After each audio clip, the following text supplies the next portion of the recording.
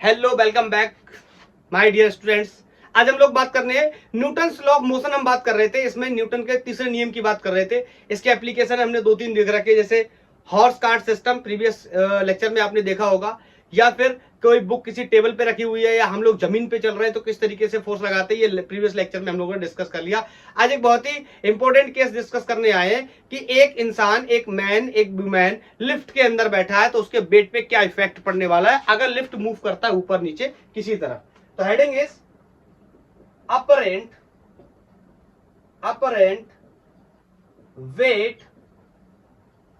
weight of a man in a elevator को ही हम lift भी बोलते हैं। ठीक है, हमें बताना है कि कितना उसका अपरेंट वेट का मतलब एक्चुअल वेट से हटकर कुछ और चीज जो कि क्या कहलाएगी, अपरेंट वेट कहलाएगी। क्योंकि क्या कहलाएगी, अपरेंट वेट कहलाएगी। मतलब जैसे आपने फील की होगी ये बात कि जब भी हम लिफ्ट में बैठते हैं, क्लियर, तो लिफ्ट में बैठने के बाद लिफ्ट जब ऊपर जाता है या लिफ्ट नीचे जाता है तो हमें कुछ अलग सा महसूस होता है। यही फीलिंग आपने मेले के अंदर ज्वाइंट व्हील में बैठकर भी फील किया होगा। जब हम नीचे से ऊपर की तरफ जाते हैं देन हम अपने आप को भारी महसूस करते हैं, बोलो, और जब ऊपर से नीचे की तरफ आते हैं तो हम लाइटर फील करते हैं। और क्या होगा, मेले में चलने वाले जॉइंट व्हील का जो बॉक्स है वो टॉप पॉइंट पे निकल जाए तो आप फ्लाई करोगे कैसे, 2D मोशन करके नीचे आओगे, प्रोजेक्टाइल मोशन करके आओगे। मैं आपकी रेंज, वेलोसिटी सब कुछ निकाल सकता हूं, बस उससे गिरने के बाद जो आपको चोट लगेगी वो मैं कैलकुलेट नहीं कर सकता। मैं कितनी रेंज आप कवर कर लोगे, कितनी वेलोसिटी से जाओगे, क्या सारी चीजों के बारे में बात कर सकते, लेकिन आपके टाइम ऑफ फ्लाइट की भी बात कर सकते, लेकिन आपके द्वारा आपके ऊपर जो लगी हुई चोट है उसके बारे में डिस्कस नहीं कर सकते। बोलो तो क्या होगा, सुनना। एक इंसान है, वो एक लिफ्ट में बैठा है। मेरी बात को बहुत ध्यान से सुनना। आज एक आपका जो मिथ है वो मैं गलत उसको क्लियर कर दूंगा कि वो आप क्या सोचते हैं, गलत सोचते हैं उस चीज के बारे में। जैसे एक इंसान है, लिफ्ट में बैठा, लिफ्ट कुछ नहीं कर रहा, लिफ्ट रुका हुआ है और मैंने यहां पे एक वेट मशीन लगा दिया और भाई साहब का वजन आ रहा है 60 केजी। क्योंकि 60 केजी तो वजन नहीं आता, आपको पता 60 केजी तो मास है, 60 न्यूटन बोल सकता हूं या 60 केजी वेट बोल सकता हूं। अभी पढ़ा के आया हूं फोर्स के unit in the terms of the gravitational force, kilogram weight, KGF, याद आया। तो लेट्स से इसका 60 केजी वेट आया, तो क्या हुआ कि जब आदमी ये चलने लगा, आदमी नहीं चलने लगा, जब ये लिफ्ट मूव करने लगा इधर ऊपर और नीचे किसी भी एक्सेलरेशन से, तो ये हल्का या भारी क्यों महसूस होने लगा? क्या इसका वेट बदल गया? ना, यही तो गलत सोच है। इसके अंदर जाने के बाद इसका वेट नहीं बदल जाता है। वेट तो किसी, आपको एक बात आपने पढ़ी होगी, mass is the intrinsic property of a substance which never changes. Mass कभी भी किसी सिस्टम का चेंज नहीं हो सकता। अगर मास नहीं चेंज हो सकता तो वेट भी नहीं चेंज नहीं होना चाहिए। क्यों? एक्सेलरेशन ड्यू टू ग्रेविटी की value on the surface of earth हमेशा कांस्टेंट होती है जी, तो हमेशा उसकी वैल्यू वेट की mg आनी चाहिए। तो फिर वेट ऊपर जाने पे, नीचे जाने पे कैसे इफेक्ट होने लगा? इसका मतलब एक और मुद्दे की बात है। ये जो वेट मशीन है ये एक्चुअली वेट को मेजरमेंट नहीं करता, बस यही प्रॉब्लम है। यही तो हमें पता नहीं है। हम समझते हैं कि वेट मशीन क्या कर रहा है, हमारा वेट कैलकुलेट कर रहा है, लेकिन सच में ऐसा नहीं होता। बताओ, हमने दबाया mg वेट से इसको नीचे की तरफ, इसने हमें ऊपर की तरफ दिया, क्या एक normal reaction. Newton third law of motion की बात कर रहे हैं। Force always exist in pairs, बोलो, और दो अलग अलग सरफेसेस पे एक्ट करते, कभी एक दूसरे को कट नहीं करते, दोनों के मैग्नीट्यूड सेम होते हैं, दोनों के डायरेक्शन अपोजिट होते हैं, ये सब बातें आपको पता। तो यहां से आया N इक्वल टू mg। मतलब ये जो टिंगू भाई साहब थे, इनका नाम है टिंगू, ये बहुत फेमस है मेरे क्लास में, बोलो, ये टिंगू, इनका जो वेट था, लेट्स से ये 60 किलो के थे, तो 60 किलो के थे तो इनका जो वेट आया 60 किलोग्राम वेट आ गया, या हम लोग इसी को बोल सकते हैं कितना आ गया, 60 न्यूटन।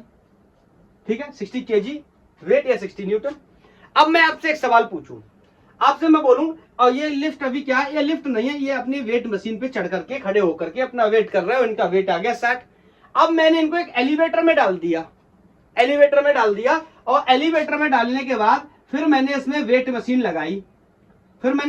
मशीन लगाई, तो मैं आपसे पूछना चाहता हूं क्या एलिवेटर में डालने के बाद एलिवेटर मूव कर रहा है ऊपर या नीचे, किधर डायरेक्शन में भी आप मान लो, कोई फर्क नहीं पड़ता मुझे।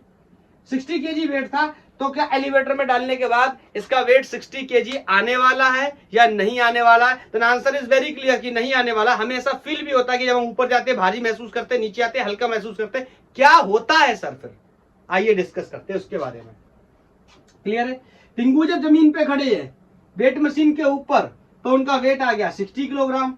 अब लिफ्ट में गए तो ऐसा क्या हो गया? और एक बात ये क्लियर है कि वेट मशीन किसका रीडिंग देता है? नॉर्मल रिएक्शन का रीडिंग देता है, वेट का रीडिंग नहीं देता। हाँ, इस पर्टिकुलर कंडीशन में जो मैंने अभी अभी अप्लाई की थी कि यहाँ पे वेट मशीन और हम सब रेस्ट पे हैं, तो मैंने नीचे की तरफ धक्का दिया mg से, जो कि कितना था? 60 केजी था। इसने ऊपर की तरफ नॉर्मल रिएक्शन लगाया, तो नॉर्मल रिएक्शन 60 केजी वेट हो गया। इस पर्टिकुलर कंडीशन में उसका वेट 60 केजी ही आ रहा है। क्लियर? मूव होने के बाद उसका वेट, इसका मतलब 60 केजी नहीं आ रहा है, तो मूवमेंट से कोई ना कोई क्या बन रहा है? फैक्टर बन रहा है, कोई ना कोई क्या हो रही है? चेंजमेंट हो रही है। उसके बारे में हम लोग डिस्कस करने लगे। तो आप चाहो तो पहला हेडिंग लगा लो, व्हेन लिफ्ट और elevator is moving upward with an acceleration small a। Clear? Lift ऊपर जाएगा, लिफ्ट नीचे जाएगा, लिफ्ट रुका हुआ हो सकता है, लिफ्ट की रस्सी टूट सकती है, कुछ भी हो सकता है।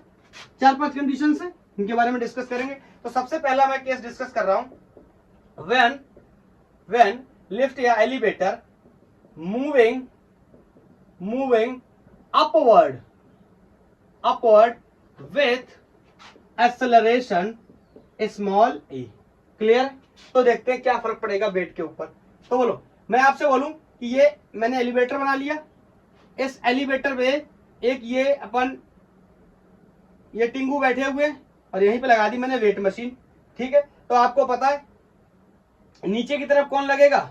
ऑफ कोर्स इसका वेट लगने वाला है, that will B mg always. ये तो नीचे की तरफ mg से ही दबाएगा।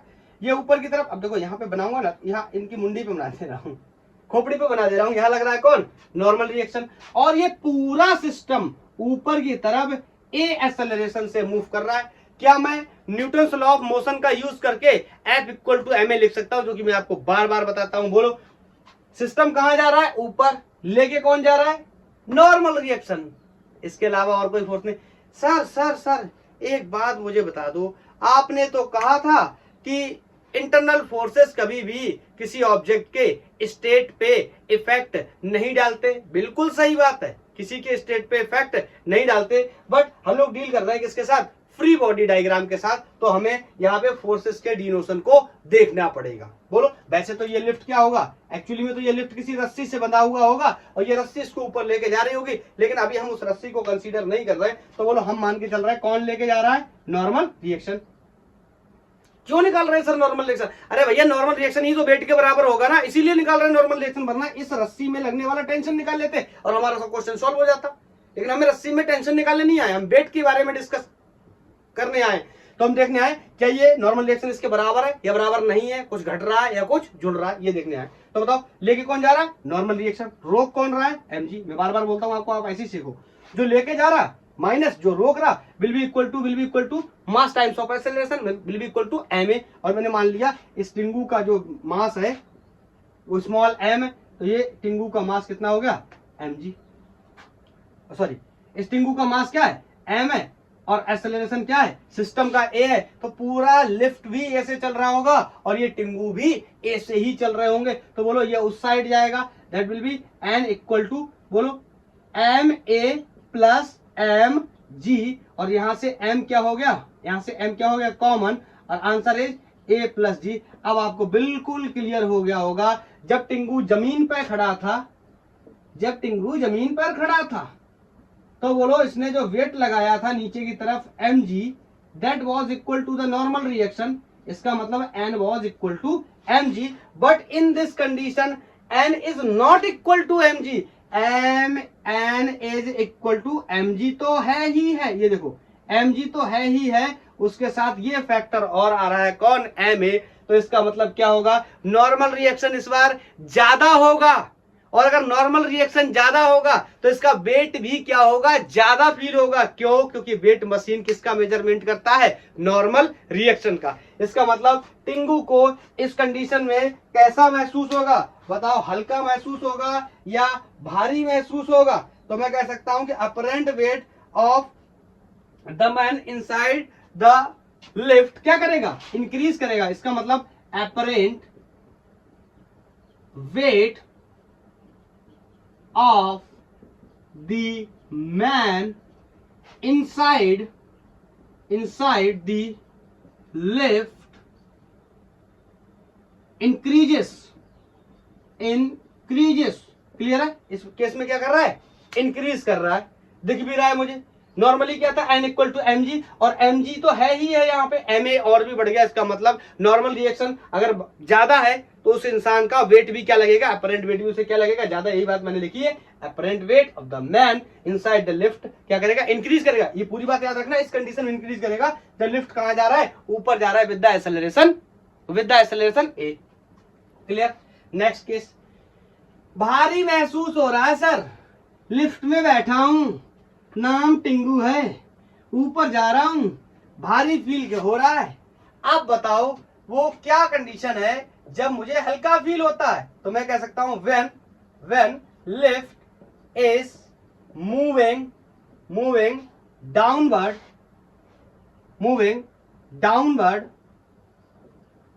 Downwards with acceleration small A. इस स्मॉल ए एक्सेलरेशन से नीचे की तरफ मूव कर रहा है लिफ्ट। बताओ, मैं आपसे बोलूं, ये भाई अपना लिफ्ट है, यहाँ पे भाई टिंगू खड़े हैं, यहाँ पे भाई अपना वेट मशीन लगा हुआ है। बोलो इस बार नीचे की तरफ ए एक्सेलरेशन से आ रहा हूं, एंड एवरीबॉडी नोज कि नीचे की तरफ काम कर रहा होगा कौन, ग्रेविटी, जो कि हमेशा काम करता है नीचे की तरफ। तो बताओ, पूछूं इनसे, टिंगू से, क्या है आपका वेट लगा नीचे की तरफ? ये कह रहा है सर एमजी ही लग रहा है। मैं पूछ लूं क्या लग रहा है, नॉर्मल रिएक्शन? ये कह रहा है सर ऊपर की तरफ नॉर्मल रिएक्शन लग रहा है। बोलो इस बार कौन लेके जा रहा है, एमजी। कौन रोक रहा है, नॉर्मल रिएक्शन।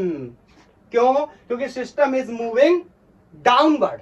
तो जो डाउनवर्ड फोर्स है ये लीडिंग फोर्स होंगे, ये लेकर के जाएंगे। ये फोर्स क्या कर रहा है, अपोज कर रहा है, will be equal to M A. अरे भैया यही तो लिखते हैं हम ना बार बार, ये क्या लिखा है, net force F equal to M A ही तो लिखते हैं। तो एम ए नेट फोर्स कितना है, नीचे की तरफ एम जी, ऊपर की तरफ नॉर्मल रिएक्शन। और सब ये फोर्सेस हैं, एन वैन को कुछ और मत समझ लेना, सारे क्या है, फोर्सेस हैं। तो बोलो एन को उधर ले जाऊंगा, एम ए को उधर ले आऊंगा, तो यहां से हो गया M G minus M A equal to N. अरे अरे अरे सर, ये क्या हो गया?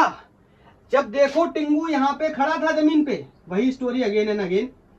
तो इसका वेट आया था W equal to M G, अभी मैंने सीखा था। ऊपर आया था नॉर्मल रिएक्शन एन, और इसकी नॉर्मल रिएक्शन की वैल्यू आई थी mg के बराबर, तो उसका वेट कितना हो गया था, mg। बट इस कंडीशन में वेट mg नहीं है, या नॉर्मल रिएक्शन mg के बराबर नहीं है, तो वेट भी mg के बराबर नहीं होगा। क्यों? ये वैल्यू देखो घट रही है, ये वैल्यू घट रही है। गणित के नंबर से समझो तो ये 5 था, ये 3 था, ये घट रहा है। इस बार क्या रह जाएगा, 2 रह जाएगा। क्यों? क्योंकि lift moving downward with the acceleration A. और जो बहुत समझदार लोग हैं उनको मैं ऐसे समझा देता हूं। बताओ, एक्सेलरेशन ग्रेविटी को क्या कर रहा है, सपोर्ट कर रहा है, तो फोर्स की वैल्यू क्या करने वाली है, घटने वाली है।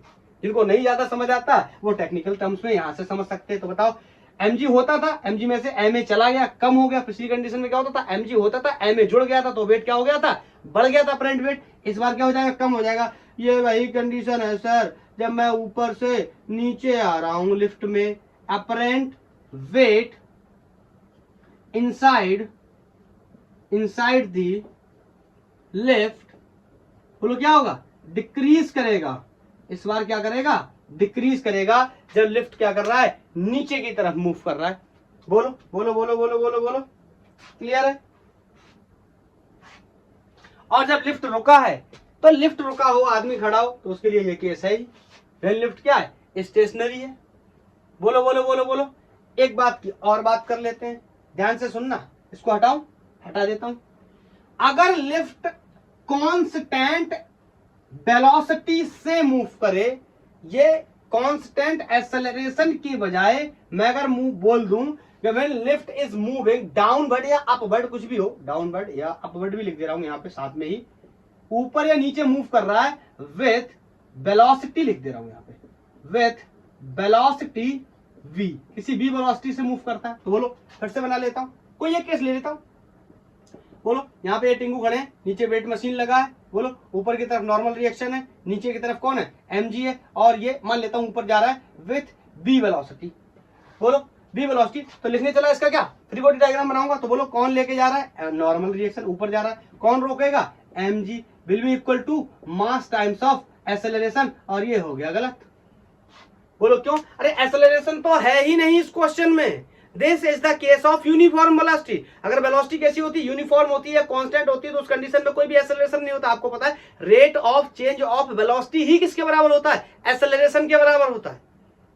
तो अगर वेलोसिटी चेंज ही नहीं हो रही तो कोई भी एक्सेलरेशन नहीं आएगा, मतलब ये वाला फंक्शन क्या होगा, जीरो, मतलब n equal to mg। Oh my god sir, lift move भी कर रहा है तो भी मैं उतना ही वेट का महसूस हो रहा हूं। Yes of course, because normal reaction को सपोर्ट करने वाला कोई और फोर्स नहीं है, नॉर्मल रिएक्शन को अपोज करने वाला कोई और फोर्स नहीं है। अगर सपोर्ट करने वाला होगा तो वैल्यू कम हो जाएगी, ध्यान से समझना क्या बोल रहा हूं। अपोज करने वाला होगा तो वैल्यू बढ़ जाएगी, अपरेंट वेट बढ़ सकता है, घट सकता है। लेकिन जब यहाँ पर कोई और फोर्स मौजूद ही नहीं है तो n इक्वल टू क्या हो जाएगा, mg, क्योंकि एक्सेलरेशन क्या है, zero, because velocity is constant. मैंने लिख दिया विद वेलोसिटी b। क्लियर। तो मतलब जब लिफ्ट कैसा करेगा, when lift will move with constant velocity। constant velocity बोल दूं या इसी को एक तरीके से और भी बोल सकता हूं कि when lift is at rest, दोनों एक ही बातें हैं, समझना। when lift is at rest, तो बोलो अगर लिफ्ट रेस्ट पे है तो बोलो वेलोसिटी कितनी हो जाएगी, जीरो। फिर भी बात वही है, मुझे तो एक्सेलरेशन से लेना देना है, वेलोसिटी से कोई भी लेना देना नहीं है। मान लो अगर ये वेलोसिटी क्या हो गई, जीरो, मतलब मेरा ए तो पहले भी जीरो था और अभी भी जीरो है। वेलोसिटी के जीरो होने से या कांस्टेंट होने से एक्सेलरेशन पे तो कोई फर्क पड़ने वाला है नहीं, एक्सेलरेशन तो जीरो ही होने वाला है। वेलोसिटी अभी भी क्या है, कांस्टेंट। अगर अच्छे से समझे तो अभी भी कांस्टेंट, जीरो क्या है, कांस्टेंट नंबर। बोलो तो बताओ, when lift is moving with constant velocity या फिर when lift is at rest, the weight will not change। बोलो एक बात और भी लिख दूं, weight will be equal to actual wait, actual जितना वास्तव में है उसी के बराबर ही होने वाला है, और वास्तव में कितना है, mg। क्लियर। यहां पे पूरा एक्सप्लेन कर दूं अच्छे से। वास्तव में क्या है, n इक्वल टू mg। तो बताओ नॉर्मल रिएक्शन ही क्या होता है, वेट को रीड करके देता है। वेट मशीन क्या करता है, नॉर्मल रिएक्शन रीड करता है। तो इस केस में वेट कितना हो जाएगा, mg के बराबर। आई थिंक ये बात सारे लोग को क्लियर हो गई होगी। बोलो बोलो बोलो, मजा आ रहा है सर। अगर आपने कहा था मैं ज्वाइंट व्हील पे बैठा हूं, ज्वाइंट व्हील घूम रहा है, ज्वाइंट व्हील घूम रहा है, और यहां पर जाके, ये ज्यादा ऊपर हो गया कैमरे में दिख नहीं रहा होगा, यहां पर जाके सर उसका बॉक्स निकल गया और मैं और मेरी वो उसके अंदर बैठे हैं। बताइए अब क्या होगा, देख लेते हैं क्या होगा। वैसे तो बहुत ही मजा आने वाला है, ये केस भी डिस्कस कर लेते हैं। मतलब जब बॉक्स निकल गया, इसका मतलब लिफ्ट की रस्सी टूट गई, दोनों एक ही बातें हैं। बॉक्स जॉइंट व्हील से बाहर निकल गया या लिफ्ट की रस्सी टूट गई, तो दोनों ही क्या करेंगे, मोशन अंडर ग्रेविटी, मतलब फ्री फॉल कर जाएंगे। बोलो बोलो बोलो, क्या कर जाएंगे, फ्री फॉल कर जाएंगे। बोलो when lift is free falling, free falling, free falling लिख दूं, या इसी को एक और तरीके से लिख सकता हूं कि when lift is moving downwards with the acceleration small g। बोलो एक ही बात है, एक्सेलरेशन ड्यू टू ग्रेविटी से मूव कर रहा है नीचे की तरफ। देखते हैं, ये अपने टिंगू बैठे हैं लिफ्ट में, बोलो लगी है वेट मशीन, नीचे लगाया इन्होंने weight, that will be equal to mg, ऊपर लगा नॉर्मल रिएक्शन। बोलो, और इस बार ये जो लिफ्ट है ये जी एक्सेलरेशन से नीचे की तरफ आ रहा है, तो बताओ क्या कहेंगे, कौन लीड कर रहा है, mg। बोलो mg क्या कर रहा है, लेके जा रहा है। बोलो रोक कौन रहा है, नॉर्मल रिएक्शन। ये हो गया नेट फोर्स किसके बराबर होगा, एम ए के बराबर। बोलो M A M G minus N will be equal to M, और ए की जगह ही कौन रखूंगा, जी, क्योंकि किसका केस है, फ्री फॉल का केस है, जहां पे एक्सेलरेशन की वैल्यू कितनी हो जाएगी, जी। इसका मतलब यहां रख दिया मैंने जी। सर ये क्या हुआ, इसको इधर लाऊंगा तो ये हो जाएगा sir M G minus M G equal to N. इसका मतलब एन इक्वल टू 0। आपने तो कहा था नॉर्मल रिएक्शन ही वेट होता है, या जो वेट मशीन होता है वो नॉर्मल रिएक्शन को नापता है। ये तो कंफर्म हो चुका है ना, नॉर्मल रिएक्शन को नापता है। जब ऊपर से बॉक्स टूट जाएगा, निकल जाएगा, फ्री फॉल कर जाओगे तो आपको ऐसा लगेगा वेट लेस महसूस होगा। बोलो वेट तो एक ही था, अगर अच्छे से समझे तो टिंगू को मैंने 60 किलो का चढ़ाया था वेट मशीन के ऊपर, 60 केजी वेट उसका आया था, और अलग अलग कंडीशन में वेट बदल रहा है। इसका मतलब वेट मशीन वेट का मेजरमेंट नहीं करता, अगर वेट का मेजरमेंट करता तो किसी भी कंडीशन में वेट चेंज नहीं होता। क्लियर है। एक्चुअली में वेट मशीन किसका मेजरमेंट कर रहा है, नॉर्मल रिएक्शन का। नॉर्मल रिएक्शन जिस कंडीशन में जिस तरीके का हो रहा है उसी तरीके से वेट हो जा रहा है। नॉर्मल रिएक्शन बढ़ रहा है तो वेट बढ़ जा रहा है, नॉर्मल रिएक्शन घट रहा है तो वेट घट जा रहा है। नॉर्मल रिएक्शन अगर कांस्टेंट है तो वेट mg के ही बराबर है। इस कंडीशन में तो नॉर्मल रिएक्शन 0 हो गया। इसका मतलब इस कंडीशन में वेट मशीन पैर के नीचे रखी होगी, पैर के नीचे रखी होगी। ये टिंगू चढ़ा होगा वेट मशीन पे, लेकिन वेट मशीन पे फिर भी कितनी रीडिंग आ रही, 0, क्योंकि नॉर्मल रिएक्शन कितना हो गया, 0। इसका मतलब ये क्या है, कंडीशन। कौन सी कंडीशन है, वेटलेस। सर मजा आ गया, इतना वजन होने के बावजूद भी वेटलेस महसूस कर रहा हूं। तो आप जा सकते हैं लिफ्ट में एंजॉय कर सकते हैं, उसका रस्सा तोड़वा सकते हैं, उसकी रस्सी टूट जाएगी जब, तो आप ऐसा महसूस करेंगे, वेटलेस फील करेंगे आप। क्लियर।